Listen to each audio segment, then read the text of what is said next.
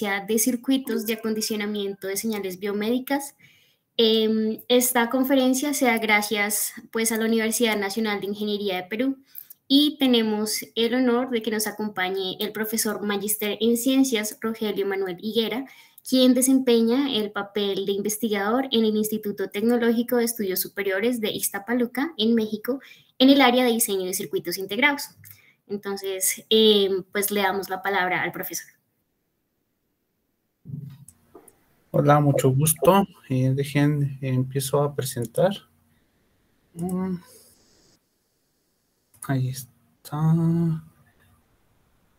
Creo que ya está la presentación, ¿verdad? Sí, señor. ¿Sí la ven? Vale.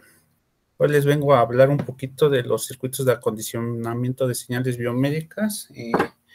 Yo estudié la parte de ingeniería electrónica y maestría en ciencias en electrónica, pero cuando ingresé a esta institución, al Tecnológico de Estudios Superiores de Iztapaluca, empecé a dar clases en la parte de biomédica y me di cuenta que muchas de las cosas que había aprendido cuando estudié electrónica se podían aplicar a la instrumentación biomédica.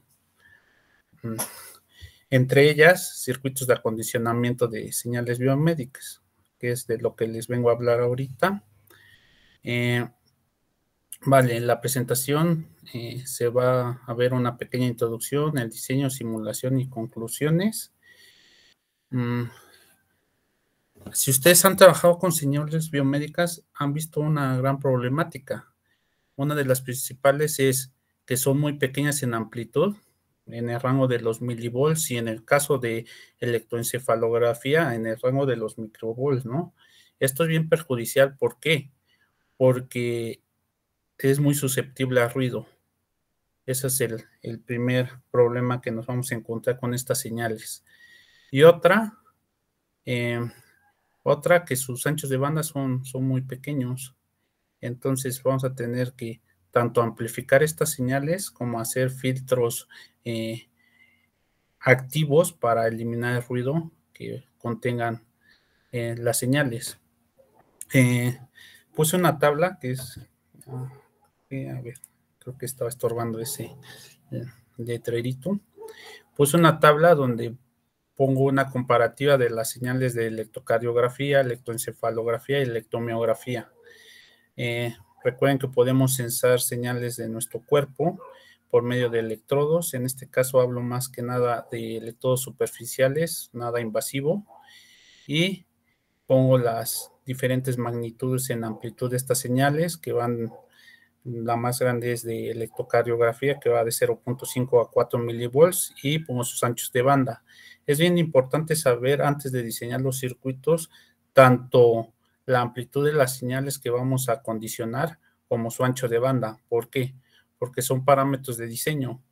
Tanto la amplitud nos va a indicar qué tanto vamos a tener que amplificar esa señal, y el ancho de banda nos va a indicar cuáles van a ser las frecuencias de corte para diseñar nuestros filtros activos. ¿Vale? Acá puse un diagrama.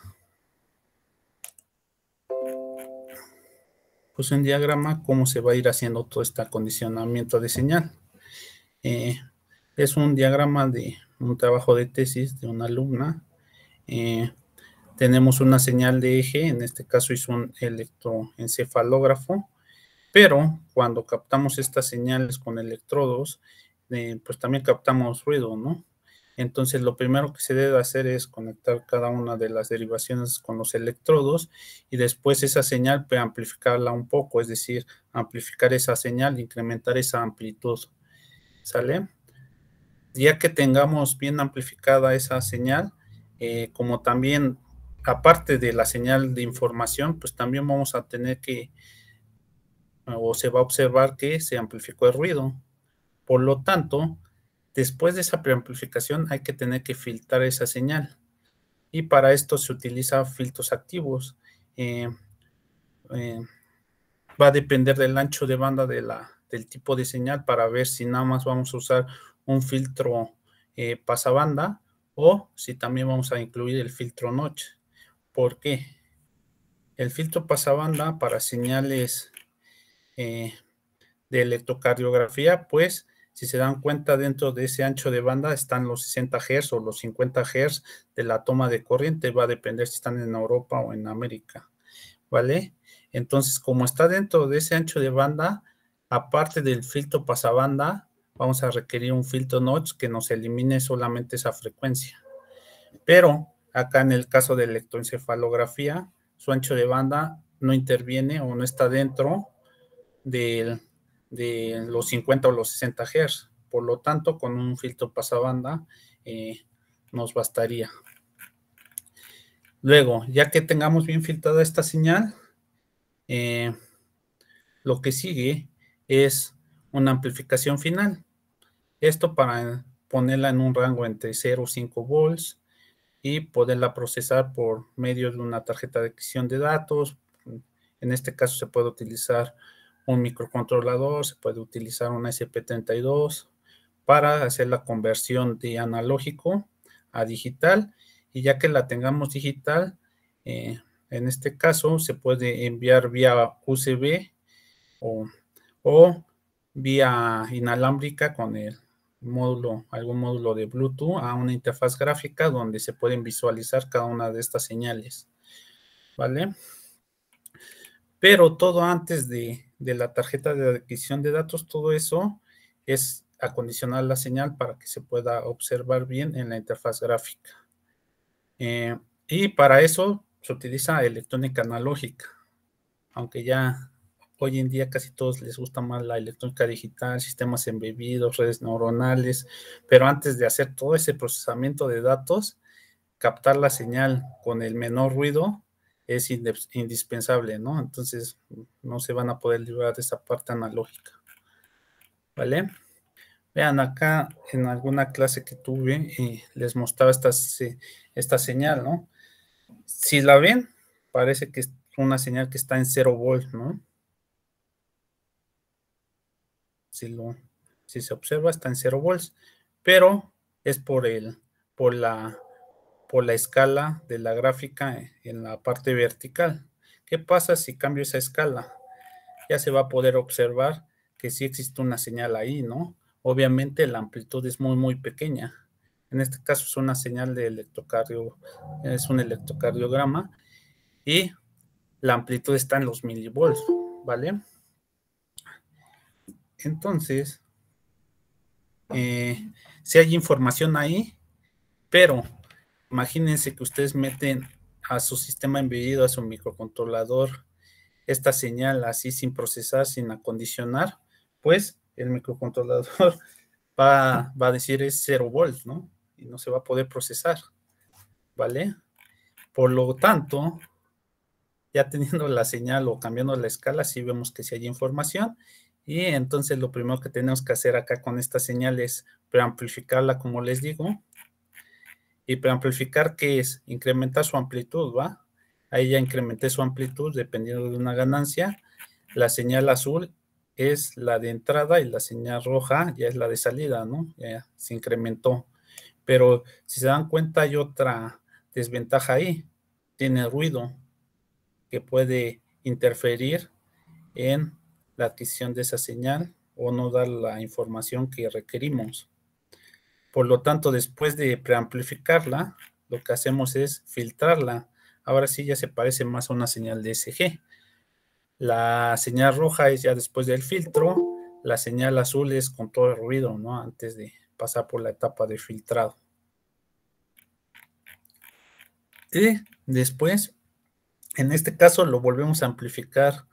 ¿Para qué? Para que ya entre una escala dentro de la lectura de convertido analógico digital de su sistema embebido. Obviamente ya acá ya se nota bien la señal de ESG. Vale. El primer circuito que quiero que conozcan es el de preamplificación. Por lo regular, se utiliza un circuito de instrumentación, el cual cuenta con 3 amplificadores operacionales. Si se dan cuenta, ahí 2 están configurados en el modo no inversor, y hay otro que es diferencial, pero todo esto, todo este circuito que se ve arriba, todo ese amplificador de instrumentación está encapsulado. Es decir, no vamos a poder variar nada de eso, excepto los resistores que dicen RG. Esos resistores RG son externos al circuito integrado y es con lo que vamos a ir variando la ganancia de nuestra amplificación. ¿Vale? Y el circuito de abajo es un circuito que se llama circuito de la pierna derecha y sirve para crear una tierra virtual entre los dos resistores RG. Sirve como protección al paciente. Si se dan cuenta, ya hay un buffer que desacopla el electrodo de referencia. Ahí donde dice BIN 1, BIN 2 y BIN 3 irían electrodos de referencia, por lo regular superficial. Perdón, el BIN 1 y BIN 2 son las derivaciones y el BIN 3 se toma como referencia. Y cómo calcular, ya después de un largo análisis de todo el circuito, llegamos a esa expresión que BA1 es igual a 1 más R1 sobre RG. Pero como les digo, tanto los resistores R1 y R2 están dentro del circuito integrado y no se van a poder modificar. ¿Cómo vamos a poder cambiar la ganancia de este circuito o incrementar ese voltaje de salida? Pues solamente variando el RG. Si ven la ecuación, entre más pequeño sea mi RG, más grande va a ser mi ganancia. Ya después de que preamplificamos y diseñamos qué tanto vamos a amplificar esa señal de entrada, lo que sigue es una etapa de filtrado. La etapa de filtrado se va a componer de dos filtros. Un pasa alta de segundo orden y un pasa bajas de segundo orden. Y al conectarlos en cascada, es decir, la salida del filtro pasa alta se conecta a la entrada del filtro pasa baja, se va a conformar un filtro pasabanda de cuarto orden. Y acá es importante saber cuáles son sus frecuencias de corte para poder diseñar bien su filtro. En este caso, como es el pasa alta, lo que deben de saber es su frecuencia de corte, la menor. Imaginen que quieren diseñar un electrocardiógrafo, ¿no? Entonces, su frecuencia de corte en este caso para el filtro pasa alta sería de 0.1 y la frecuencia de corte para el filtro pasa baja sería de 100 Hz. ¿Vale? Por eso les decía que es bien importante esa tabla.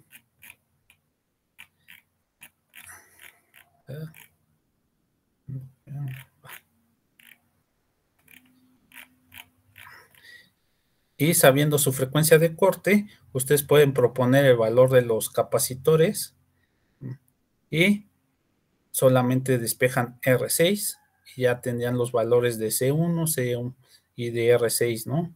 Cuando pongo el mismo nombre, en este ejemplo C1 y C1, quiero decir que ambos capacitores van a ser del mismo valor y R6 y R6 aquí también tendrían que ser del mismo valor, ¿va? Entonces, sabiendo que es 0.1, pueden proponer el valor del capacitor y solamente despejan R6 y sabrían esos cuatro valores. Para saber los valores de R5 y R4, por lo regular para este tipo de filtros, el K1 o la ganancia del filtro es 1.58 y pueden proponer un valor de R4 o un valor de R5 y despejar el que falte, ¿va? Y así obtienen el valor de los otros dos resistores. De igual forma, para el filtro pasabajas, en este caso, si están diseñando para un electrocardiógrafo, la frecuencia de corte 2 serían 100 Hz.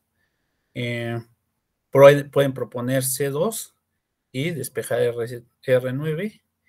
Y en este caso también la ganancia para este tipo de filtros, el K2 sería 1.58.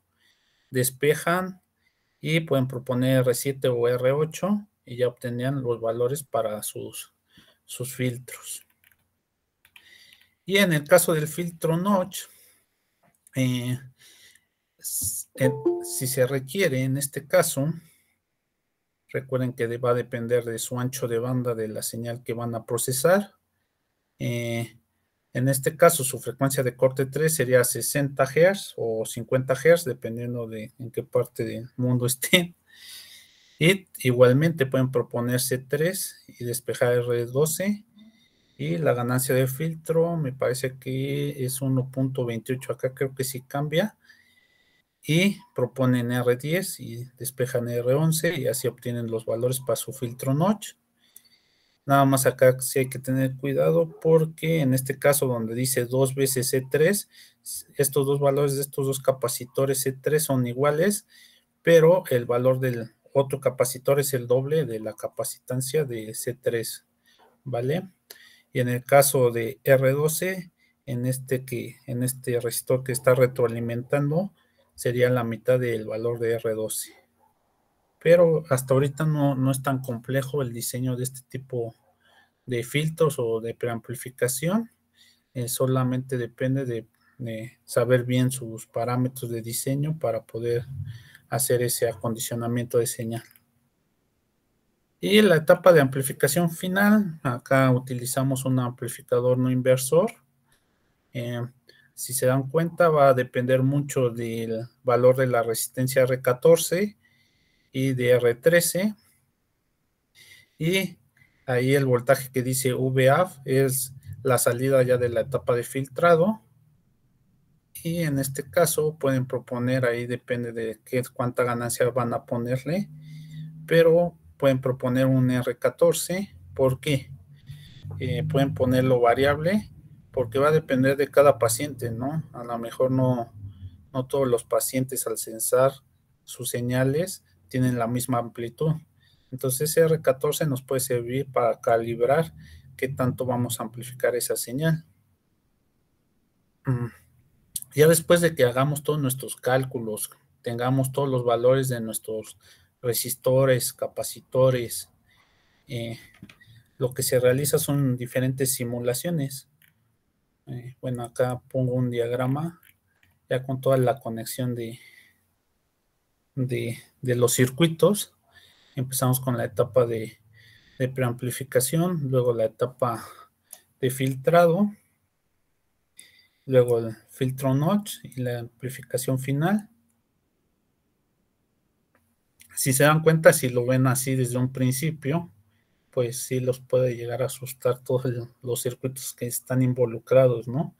Pero ustedes pueden hacer el análisis etapa por etapa y se les va a facilitar mucho más el diseño de esta parte de acondicionamiento de señales. Y otra cosa que me gustaría que observaran es que hasta ahí todos los dispositivos, tenemos dispositivos pasivos como resistores, capacitores y dispositivos activos como amplificadores operacionales, pero hasta ahí es electrónica analógica, ¿no? No nos metemos tanto a la electrónica digital o a los sistemas embebidos, ¿no? Todavía no hacemos todo ese análisis. Vale. Ya después de que se diseña todo, tenemos todos los valores de los resistores, capacitores, realizamos simulaciones. En este caso, en el cuerpo académico de la institución, utilizamos ORCAD. Nos permite hacer todas las simulaciones de estos circuitos y también nos permite hacer simulaciones dinámicas como análisis Monte Carlo. Acá lo que va a hacer o algo bien importante que luego no tomamos en cuenta en nuestras simulaciones es qué tanto varían nuestros valores de los resistores dependiendo de las tolerancias o de la temperatura, ¿no? Nosotros por lo regular hacemos simulaciones ideales donde ponemos el valor de nuestro resistor, de nuestro capacitor y pensamos que no hay esas variaciones, pero recuerden que tanto resistores como capacitores tienen una cierta tolerancia que puede hacer que nos afecten en el resultado final de nuestro análisis, ¿no? Entonces, este tipo de simulaciones nos ayudan a eso, a ver qué tanto va a variar nuestra señal de salida dependiendo de esas variaciones, ¿vale? El análisis Monte Carlo les da un histograma donde les dice qué tanto del porcentaje de las muestras, imaginen, va a depender ustedes qué pongan de parámetros, pero pueden. Acá en este caso creo que se corrieron 500 simulaciones. Entonces el simulador, en este caso ORCAD, va haciendo esas 500 simulaciones y va variando los parámetros o el valor del resistor dentro de sus tolerancias, ¿vale? Y hace una simulación. Después varía otra vez el resistor y los capacitores dentro de sus tolerancias y hace otra simulación. y así hace 500 simulaciones y les da este histograma y les va a decir qué tantas de las muestras está dentro de los voltajes que se ven en el eje horizontal, ¿vale? Para ver qué tanto va a variar mi resultado con lo que esperamos. Igual para, en este caso es la etapa de preamplificación. También hay otro tipo de simulación. Se llama simulación del peor de los casos. Y en este caso no se va a hacer las 500 simulaciones. Te puedes ahorrar un poquito de tiempo. Solamente va a ser la simulación con los valores nominales. La simulación cuando la tolerancia de los capacitores y resistores sean mínima, en este caso se le puso 5%, y cuando la tolerancia sea máxima, ¿no? Es decir, cuando los resistores y los capacitores varían 5%. Y le saca las 3 gráficas. Por ahí creo que les puse también la gráfica experimental, ¿no? Ahí todavía tiene un poco de ruido. Creo que fue pruebas en protoboard, pero si se dan cuenta, la parte experimental está dentro de las tolerancias tanto del nominal como de las tolerancias de 5 y menos 5%. Este análisis sí les puede ahorrar mucho trabajo, no hacer tantas simulaciones como las 500, porque ahí también depende un poco de su computadora, ¿no? Qué tan buena sea. Hay veces que si no es tan buena, sí se llega a pasmar sus simulaciones. Y nos da un preámbulo de cuál es el peor caso, ¿no? Este tipo de simulación.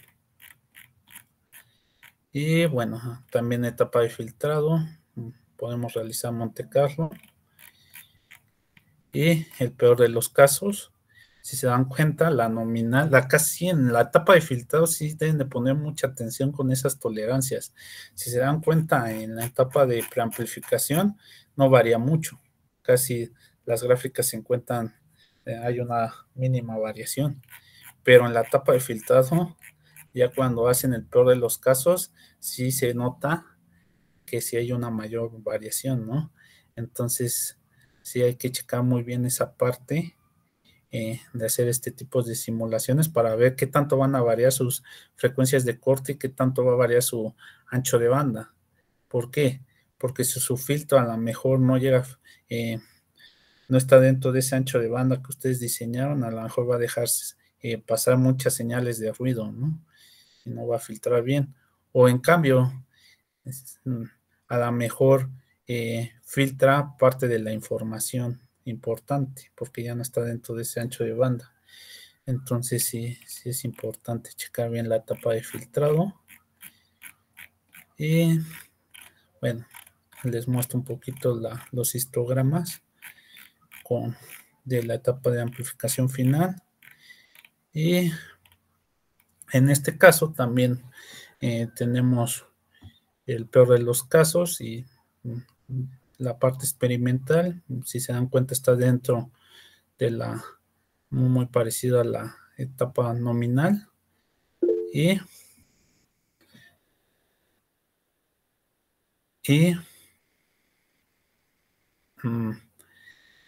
dentro de las tolerancias, ¿vale?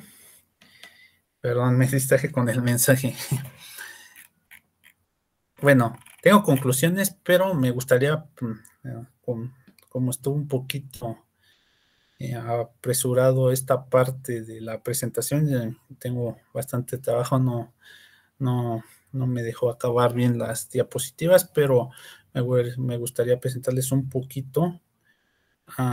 Este trabajo es una tesis de un electroencefalógrafo de una alumna, pero actualmente también esta es una presentación de unos chicos que están desarrollando un electroculógrafo. Y si se dan cuenta, igual su diagrama de preamplificación, filtrado, amplificación final es muy parecido. Obviamente cambian los anchos de banda y qué tanto van a amplificar la señal, pero el acondicionamiento de señales tanto de electrocardiografía, electromiografía, electroculografía y electroencefalografía, los bloques casi son iguales, quitando que se va a poner un filtro notch o no. Y acá lo que me gustaría mostrarles es que también diseñaron la parte del fijador, que me faltó incluir ahí. ¿Qué hace el fijador?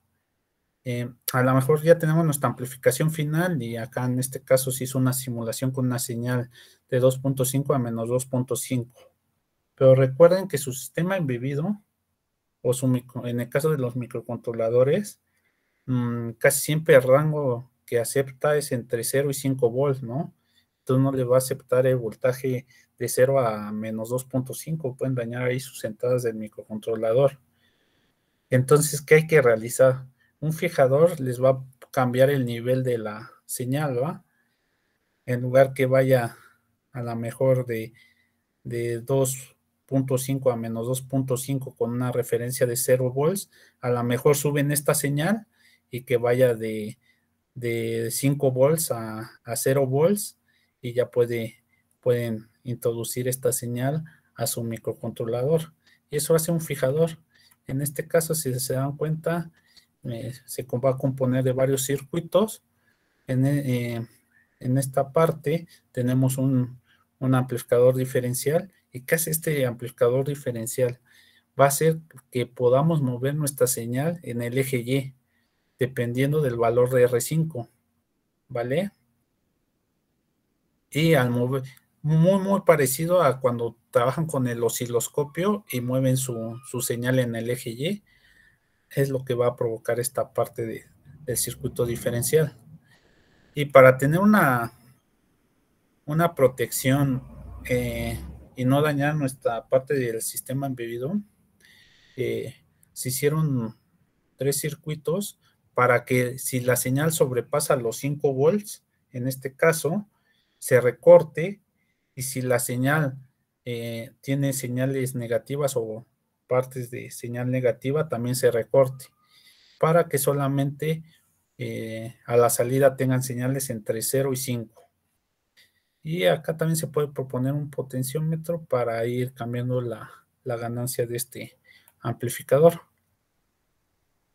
Se compone de un circuito de zona muerta que les va a decir, ustedes ponen un voltaje de referencia, en este caso se puso 5 volts, y si la señal sobrepasa los 5 volts, este circuito les va a decir qué tanto sobrepasó esa señal los 5 volts.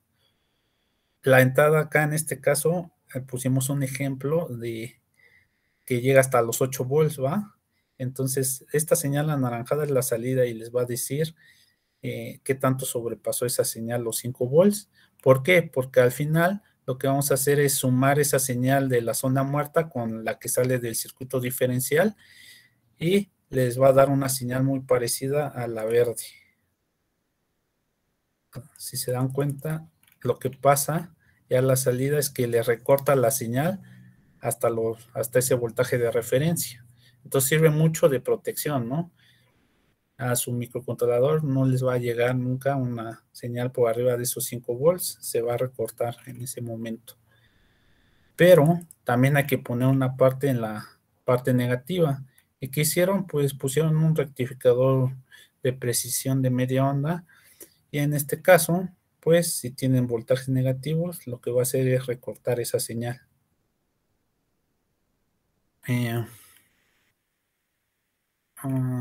Bueno, esto ya es un poquito más de tarjetas de adquisición de datos. Nosotros solemos usar mucho los microcontroladores PIC o la tarjeta SP32. En este caso usaron una tarjeta de adquisición de datos o un microcontrolador donde se ve la señal seno, sería la salida del fijador, y utilizaron el 18F4550. ¿Qué vamos a hacer? Vamos a hacer la conversión analógica digital. Ya que lo tengamos digital, lo mandamos al módulo HC05 y este módulo Bluetooth lo envía inalámbricamente a nuestra computadora y se realizó una interfaz gráfica de usuario en LabVIEW que va a estar leyendo los datos que se envían vía Bluetooth. Bueno, acá como estamos en la parte de la pandemia, no se ha podido ir a la institución, pero sí simularon toda esta etapa. Utilizamos Proteus para enviar la señal. Utilizamos un software que se llama Virtual Serial Port, que va a emular los puertos COM, y vamos a poder comunicar tanto Proteus como LabVIEW. Entonces acá mandamos la señal Xenon y acá tenemos nuestra interfaz gráfica en LabVIEW, lee el puerto COM1, tenemos la lectura del buffer y lo convertimos en voltaje y se muestra en la gráfica. ¿Vale? Bueno, ese es uno. De hecho, estos chicos apenas se van a graduar. Y ya que tengamos lo que sigue después de, de hacer todas estas pruebas, me gusta mucho hacer estas pruebas dinámicas porque sé qué tanto voy a esperar de variación. Y si es mucho lo que varía, volvemos a rediseñar un poquito, ¿no? Para que no tengamos tanta variación en estas simulaciones. Ya después de eso, solemos hacer pruebas en protoboard, y luego ya después del protoboard se hace el diseño de la PCB si ya todo funcionó bien. Acá este es un trabajo también ya de un chico que salió y diseñó un electrocardiógrafo de 12 derivaciones, y acá se puede ver todas las etapas, ¿no? Eh, Acá está toda la etapa de preamplificación. En este caso ven muchos más amplificadores operacionales porque todas esas etapas que les mostré de preamplificación son para 2 derivaciones. Entonces, en este caso eran 12. Entonces, utilizó 6 amplificadores de instrumentación para esas 12 derivaciones y sus circuito y sus otros amplificadores. Si se dan cuenta también, en este caso usamos potenciómetros para poder calibrar la ganancia de estos etapas de preamplificación. Acá tenemos nuestra entrada para los electrodos. Son vistas 3D de la PCB.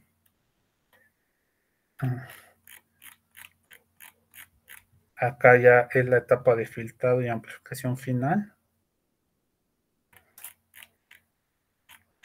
Y ahí está la etapa de la tarjeta de adquisición de datos. Acá está el microcontrolador. En este caso no uso tecnología inalámbrica. Utilizó el puerto USB. Ahí tenemos la terminal para el USB, y utilizó un multiplexor para ir multiplexando los canales que deseaba ver, y también puso potenciómetros para calibrar la amplificación final. Bueno, son varios trabajos que se han realizado acá en el cuerpo. También por ahí se ha trabajado electromiógrafo, electroencefalógrafo, electrocardiógrafo. Vean, como conclusiones, deben de seguir, yo creo que estas fases es bien importante. Primero, investigar, checar qué parámetros de diseño van a tener, ¿vale? Después de saber todos los parámetros de diseño, ya pueden hacer todo su análisis circuital, proponer un circuito y sacar todos los valores de sus resistores, ¿no? Les va a llevar bastante tiempo esas etapas, junto con la de simulación. También simulen todos sus circuitos antes de poder hacer pruebas. Utilicen la simulación tal cual con los componentes con su valor, pero les recomiendo también usar simulaciones dinámicas para ver qué tanto va a variar dependiendo de las tolerancias de componentes pasivos, ¿va? Porque si su variación es muy, muy grande, no les recomiendo hacer las pruebas, sino rediseñar sus circuitos para que disminuyan esa variación, y ya que vean que no es mucha, puedan hacer esas pruebas experimentales. Ya que tengan sus pruebas experimentales y no varían junto con su diseño y simulación, pueden hacer los diseños de las PCB y hacer las pruebas, ¿no? Obviamente acá todavía no hablo de probarlo con pacientes, sino en el laboratorio, ¿no?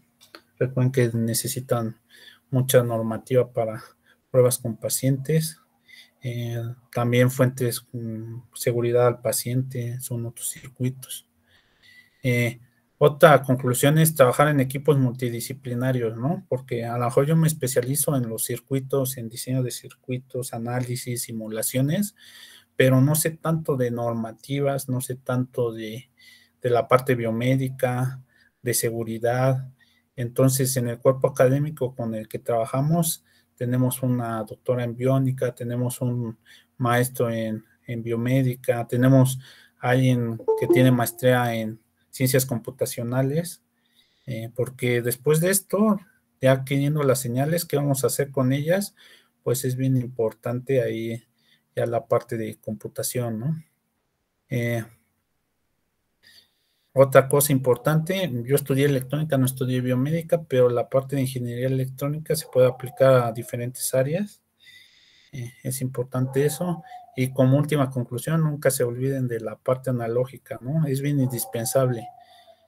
A lo mejor ustedes no lo saben, pero todo lo que es, todo con puertas digitales, electrónica digital, sistemas embebidos, al final es electrónica analógica. Todo está hecho con transistores MOSFET, ¿vale?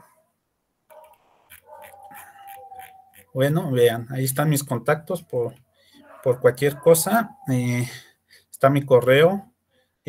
Si quieren ver cómo hice todo el análisis de todos los circuitos que les presenté en mi canal de YouTube, tengo todo el análisis matemático de todos los circuitos, porque ahí ya se ven bien padres las ecuaciones, se ve sencillo, pero todo el análisis circuital, tengo varios videos ahí. Hay una lista de reproducción de amplificadores operacionales. Y también por ahí si les gustaría seguir a la rama estudiantil del tecnológico, por ahí hemos dado cursos de SP32, hemos hecho varias cosas. Por ahí está la página de Facebook de la rama estudiantil. Algunas referencias. Por ahí les digo, hay algunas tesis, algunos artículos que hemos sacado. Y creo que por mi parte es todo. Muchas gracias. No sé si tengan algunas preguntas, dudas o sugerencias. Les voy a dejar ahí la diapositiva de los contactos, ¿vale?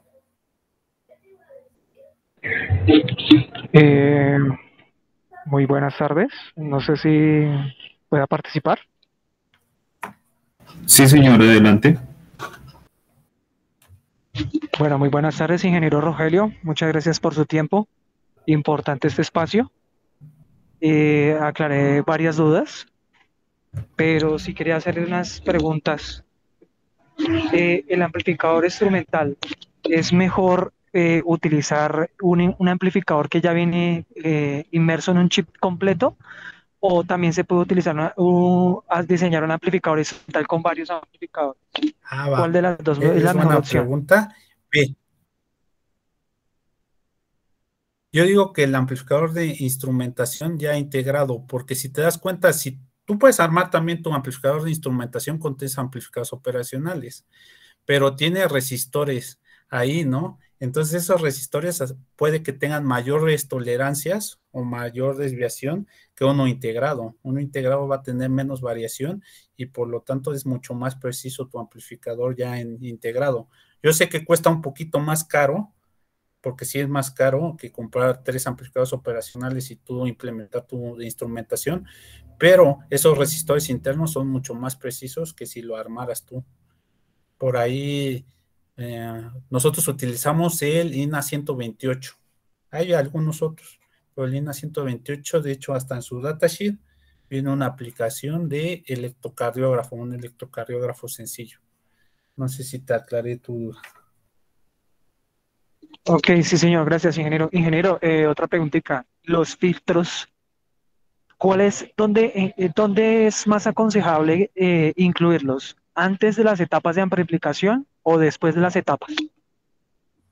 En este caso, yo te recomiendo en un lugar intermedio. Si viste, al principio preamplifico, pero no preamplifico a niveles de volts, sino dejo la señal por ahí de los 500 milivolts ¿Por qué? Porque si amplifico demasiado al principio y luego filtro, al amplificar al principio mucho, también amplifico mucho el ruido y a lo mejor tu filtro no alcanza a quitar todo el ruido.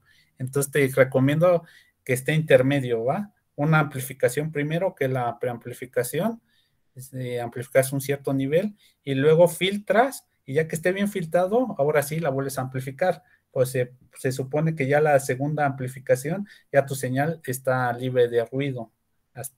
No te va a quitar todo, pero en la mayoría. Ok, listo, gracias.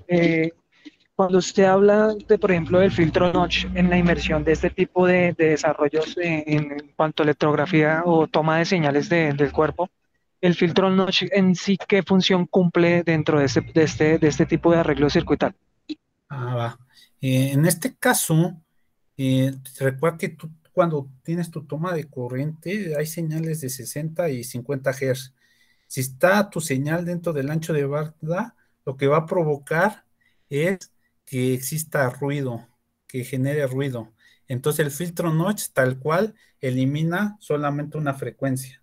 Lo puedes diseñar a 60 Hz o a 50 Hz y te va a quitar ese ruido de la toma de corriente. Pero si tu señal no está dentro de ese ancho de banda, como la de electroencefalógrafo, que llega hasta 30 Hz, pues no requerirías poner el notch, porque no, tu información no la va a afectar ni los 60 ni los 50 Hz.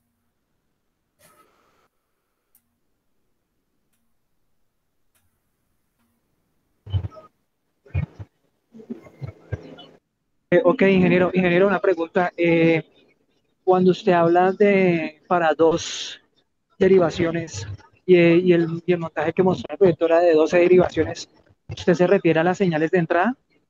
Sí, a las señales de entrada y la colocación de los electrodos. Si ven dos derivaciones, por lo regular se colocan los electrodos, es un triángulo, ¿no? Ahí sí tengo mucha ayuda del ingeniero biomédico para la colocación de los electrodos. Pues en este caso se usan 3 electrodos, ¿va? Y se hace el triángulo. No me acuerdo cómo se llama ese triángulo, pero se toma esa diferencia de potencial y el tercer electrodo va en referencia. Pues si se dan en cuenta, a lo mejor en algunos videos, cuando los deportistas le hacen un electrocardiografo, tiene mucho más electrodos. En este caso son 12 electrodos y censan mucho más señales y tienen mucho más información sobre el estado del corazón. Sí, me refiero a las entradas también. Ok, ingeniero, ¿será que yo lo puedo, ya para la última pregunta y pues para terminar mi intervención, usted puede colocar la gráfica donde está todo el circuito completo? En este caso también, si requieren las diapositivas, por ahí vi un mensaje, me pueden mandar un correo y con gusto se las envío. Pero a lo mejor tienes duda en el circuito, espérame. Ahí, ese, ¿no? O- Ahí llega ok, hasta amplificación final, ¿va? listo. Ingeniero, ahí es después de la etapa del amplificador de instrumentación. Ese filtro, ahí hay dos filtros.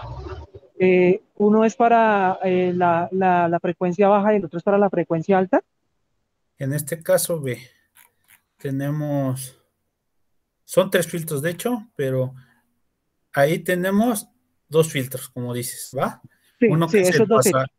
uno que es el pasa alta, que te va a dejar pasar de 0.1, ¿va? Tu frecuencia de corte ahí sería el 0.1.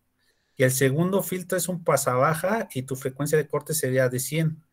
Es decir, que te va a dejar pasar una señal de entre 0.1 Hz hasta 100 Hz. Cuando Ok, los la, unes en cascada es un pasabanda, ¿vale? ok, la pregunta va encaminada, no importa el orden en que yo los involucre dentro del circuito, o tengo que siempre cumplir la regla de pasar primero el pasa alta y pasa bajas y luego el pasa altas. Es buena pregunta. De hecho, yo lo sé, yo siempre los acomodo así para tener el orden en mi cabeza, ¿no? Y tener el ancho. Pero alguna vez, a algún alumno se le pasó y simuló lo simuló como en el otro orden y la gráfica que sale se supone que debe ser igual. Pero te recomiendo que sigas el orden, ¿va? Para que no te pierdas. Ok, ingeniero, muchas gracias y muy amable por su tiempo. Vale. No sé, ¿alguna otra pregunta, chicos? Sí, señor. Profe, una duda. Frente a la adquisición de las señales, Ajá. me interesa saber, digamos, cuando uno hace la adquisición en una parte como la cabeza, ¿cómo se hace para distinguir y que yo pierda la menor cantidad de información? Es decir, si yo tomo una señal de encefalograma, ¿cómo hacer que la de los ojos, es decir, que la que se vería por un electroculograma no se vea, y también la miográfica, la de los músculos de la cara moviéndose? Buena pregunta. De hecho, es a lo que nos enfrentamos y es una problemática bien cabrón, porque como dices, involucras eso y si te das cuenta entra dentro del ancho de banda esas señales que acabas de mencionar, ¿no? Entonces va a hacer ruido.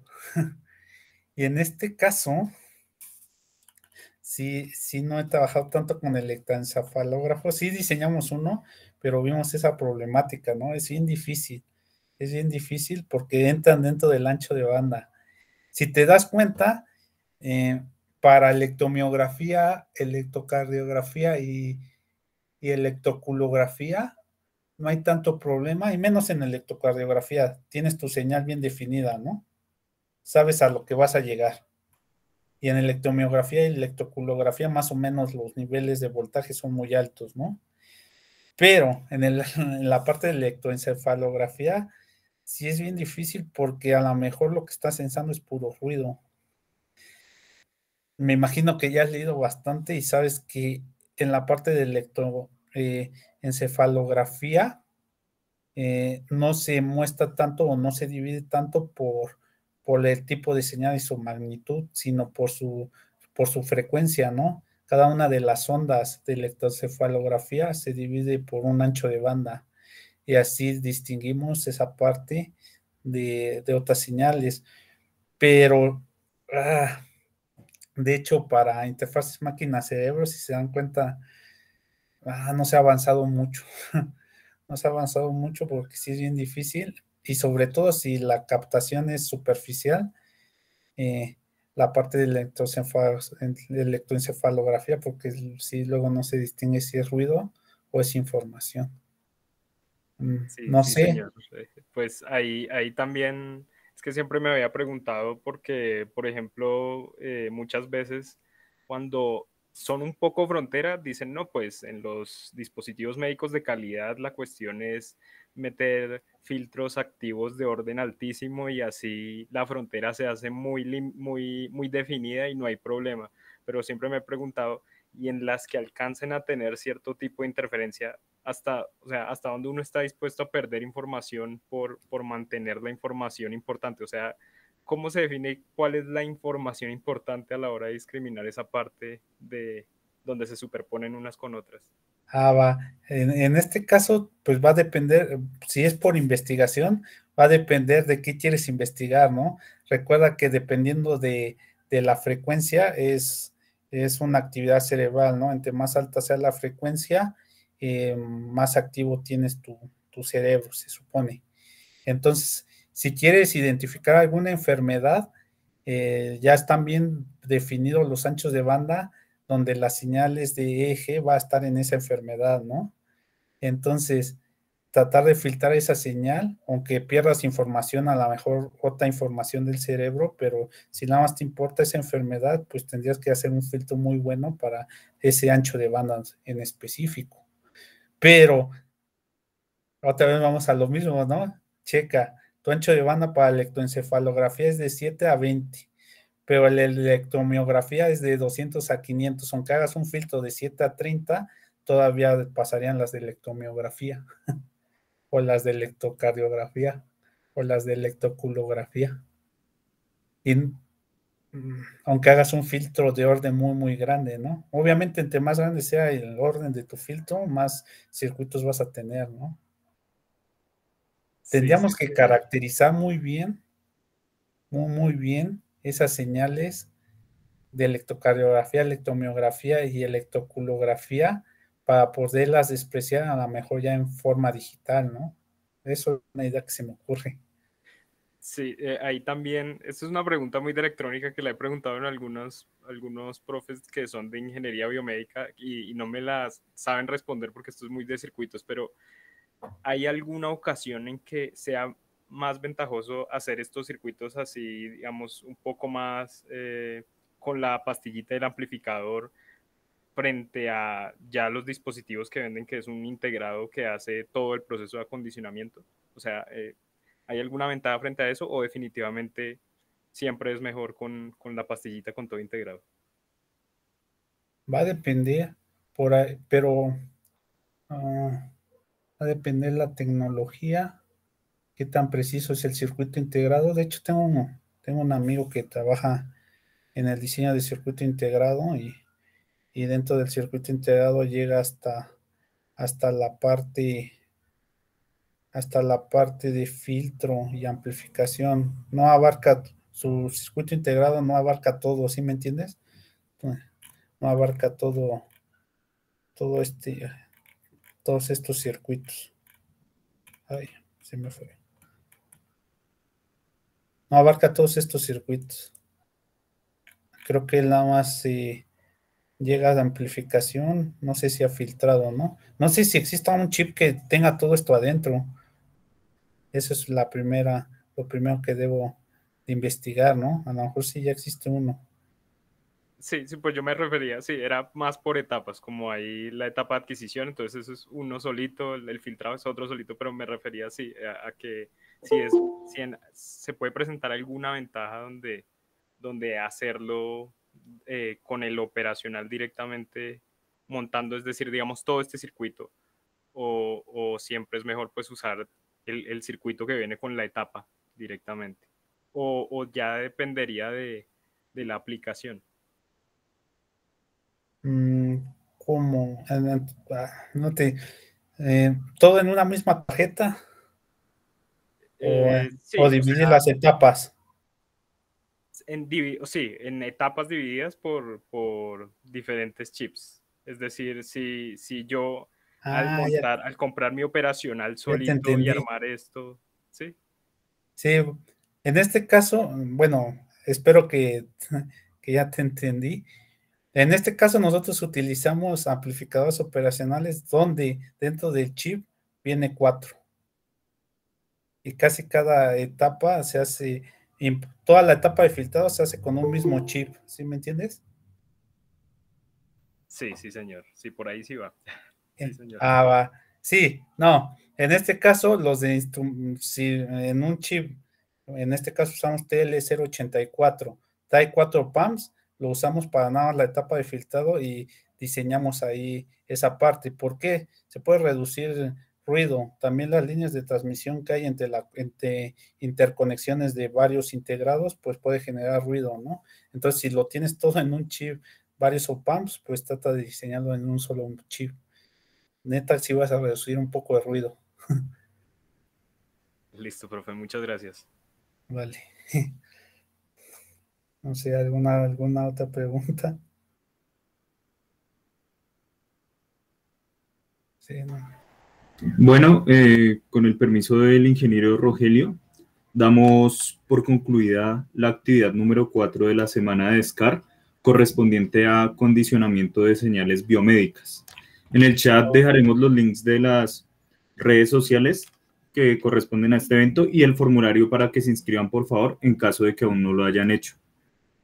Asimismo, queríamos extenderles una invitación al resto de actividades que se desarrollarán en nuestro cronograma, tales como el miércoles a las 10 de la mañana, hora Colombia, econometría en salud, y a las 2 p.m. fractales de la vida, o el jueves prótesis mioeléctricas de mano a las 2 p.m., algoritmos de consenso en robótica distribuida a las 4 p.m., y el viernes para finalizar a las 10 a.m., cómo los sistemas ópticos de captura contribuyen al entorno clínico y de rehabilitación física.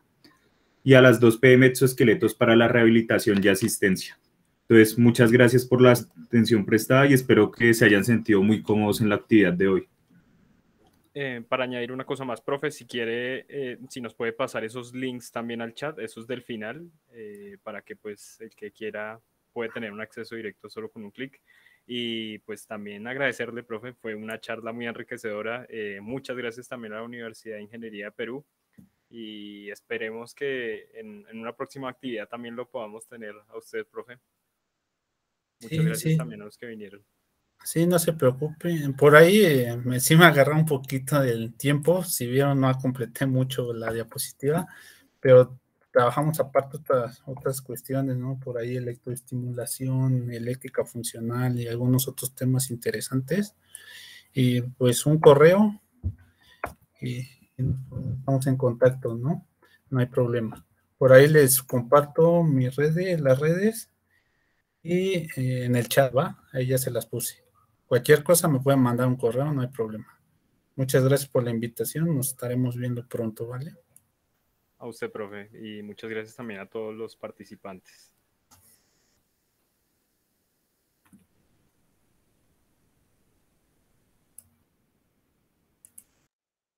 Muchas gracias.